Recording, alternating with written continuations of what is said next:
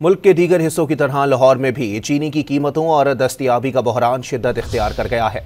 बेशतर दुकानों से चीनी गायब है। सिर्फ चंद दुकानों पर ही चीनी हुकूमती रेट 173 रुपये फ़ी किलो में दस्तयाब है।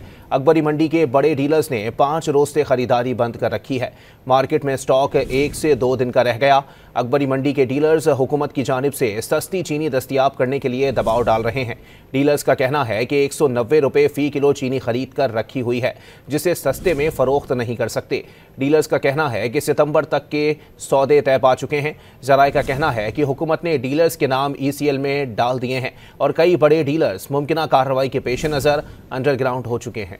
मुल्क के दीगर हिस्सों की तरह लाहौर में भी चीनी की कीमतों और दस्तयाबी का बहरान शिद्दत इख्तियार कर गया है। बेशतर दुकानों से चीनी गायब है। सिर्फ चंद दुकानों पर ही चीनी हुकूमती रेट 173 रुपये फ़ी किलो में दस्तयाब है। अकबरी मंडी के बड़े डीलर्स ने 5 रोज से खरीदारी बंद कर रखी है। मार्केट में स्टॉक 1 से 2 दिन का रह गया। अकबरी मंडी के डीलर्स हुकूमत की जानिब से सस्ती चीनी दस्तयाब करने के लिए दबाव डाल रहे हैं। डीलर्स का कहना है कि 190 रुपये फ़ी किलो चीनी खरीद कर रखी हुई है, जिसे सस्ते में फरोख्त नहीं कर सकते।